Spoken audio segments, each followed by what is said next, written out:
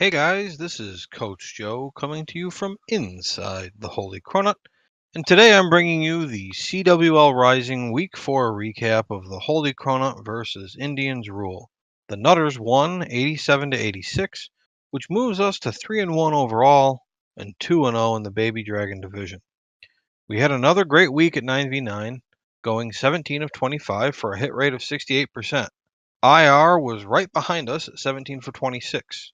Both clans achieved 4 10v10 triples, and both clans went perfect on dips. So, how'd we win by 1? Well, we were 3 for 5 on hit-ups, and IR only managed 2 for 7. As the end of the war approached, it became clear that we'd win on percentage, even if they got the final hit-up. That forced an 11v11 triple attempt that ended in 2 stars. So the score ends at 87 to 86, and we get the victory. Now I'd like to bring on my guest co-host for this recap, Gumdrop. He's a co-leader in the Holy Cronut. Gum, how you doing tonight? Good, man. Thank you for having me. Thanks for being on and bearing through some technical difficulties. So, you have any thoughts on this war, or maybe the season in general so far? Yeah, I mean, really just that this was definitely one of the better, closer wars that we've had.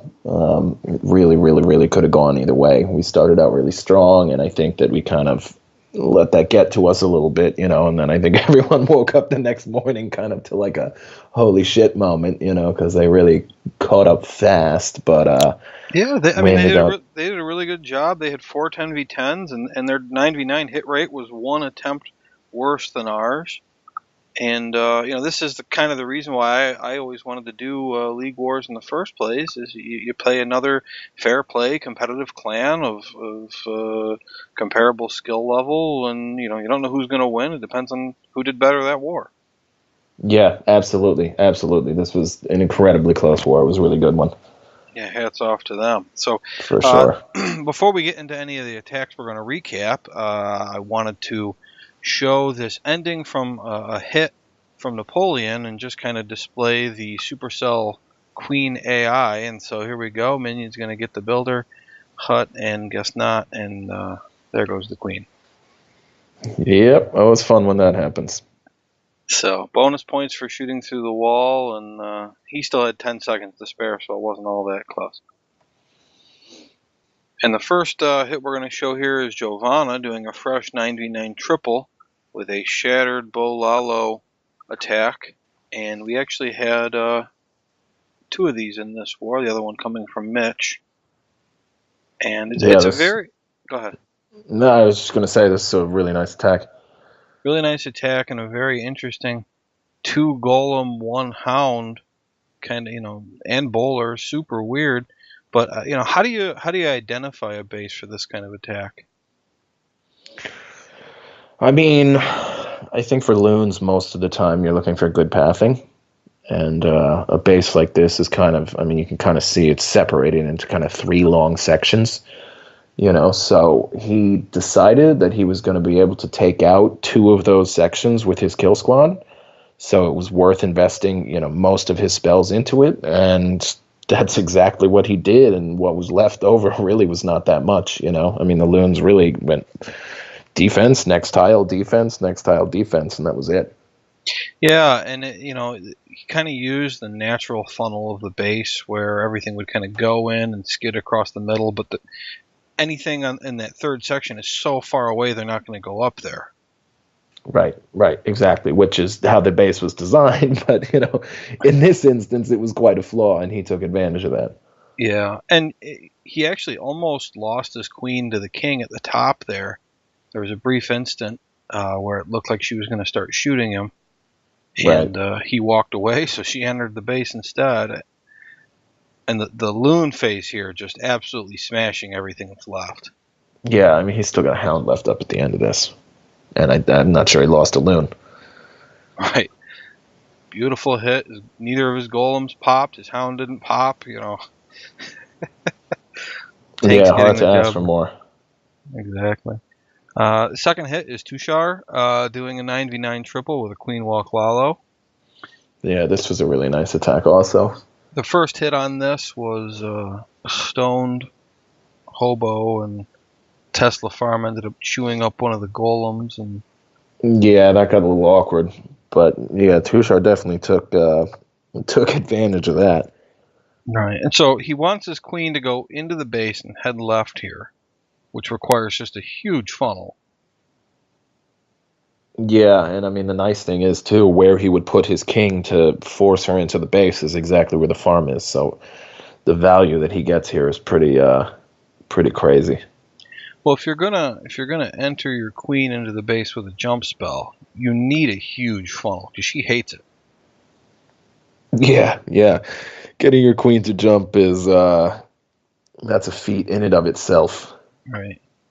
But yeah, I mean he really left no place else for the queen to go other than into this base. So, as far as that goes, this was done incredibly well. And then once he gets in here, I mean he's got these two Expos right here, but there's nothing else on him. He's got like no DPS coming on him once he gets through these two bows. So he rages again to keep the queen up just to keep things going. But, other than the queen and the CC, there's nothing here really. And he's about to take the queen, two ADs, the CC, a sweeper. I mean, I think he can even reach that second sweeper if I'm not mistaken. And he just gets to the rest of this base with no spells. It's amazing. He was a little worried that the witch was not going to walk into the poison fast enough, but all that timing kind of worked out for him. And it's people put the CC close to the edge of the base to kind of make you nervous of it's going to spawn and kill everything before you can get anything dropped. But when you come in from the angle he did, it's just this means I can just spawn it whenever I want. Yeah, I mean, I think the thought on CC placements like this is that the CC hopefully comes out in an awkward time for you.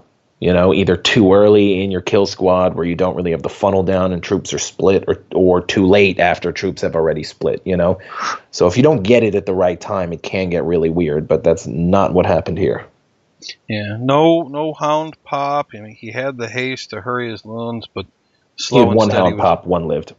Right, okay, yeah. And he had slow and steady on the loons, didn't even need the haste.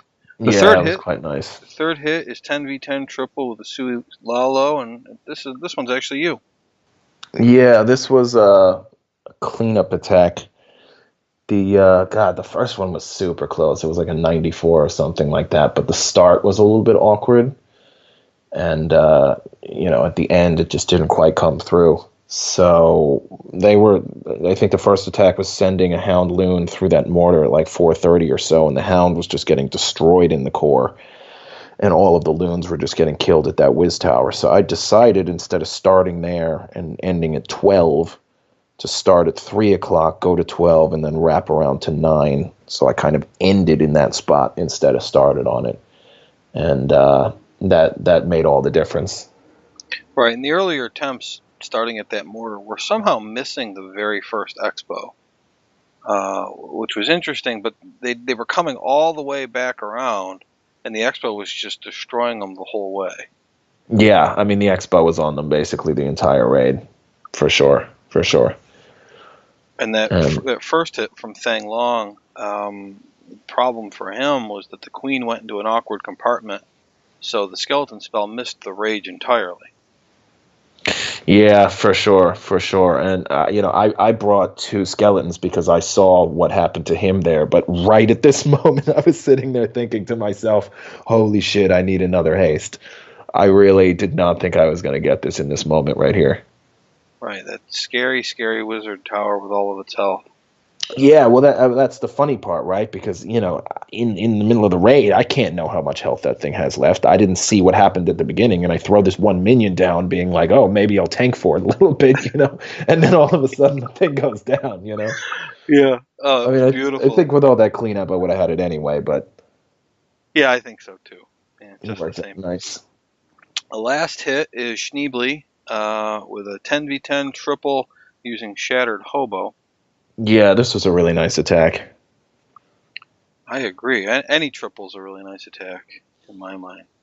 This was also a cleanup, and the first one went wrong because the funnel at the top wasn't set quickly enough. So you'll see, he's coming in with the bowlers, getting a nice deep funnel for cheap.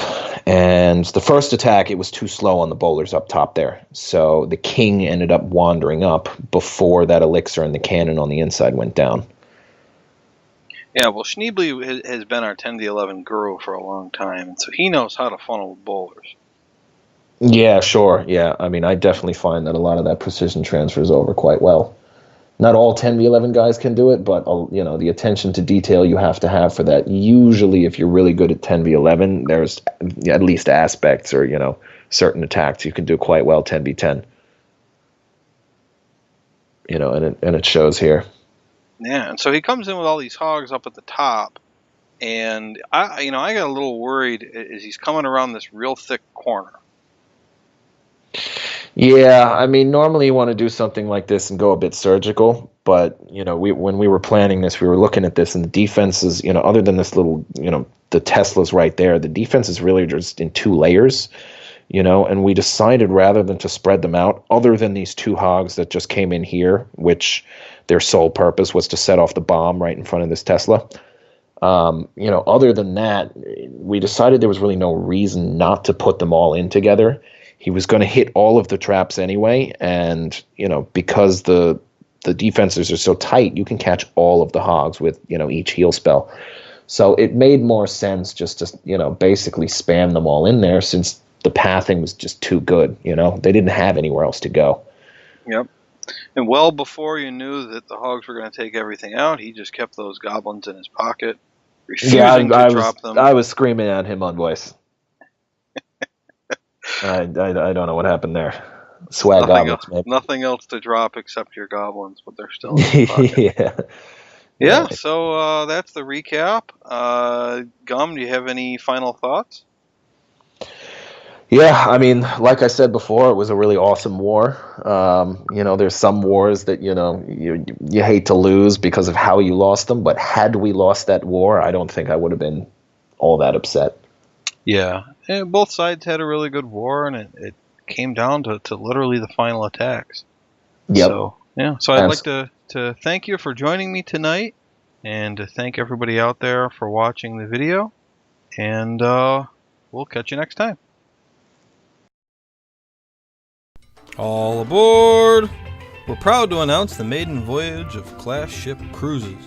That's right, dust off the broken ship on the edge of your village and climb on deck, because Class Ship Cruises is going to take you on a cruise around the Clash world. See the beautiful Goblin Forest and the rolling Terror Mountains. Watch tribal dances around a town hall bonfire at Fort Knobs. Enjoy the balloon parades at the Colossal Pass.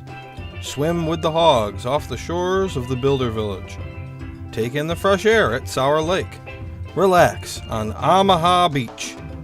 Take a hike through the Aslan Arc, and fall in love with a nautical sunset. Class Ship Cruises. Adventure awaits beyond the horizon.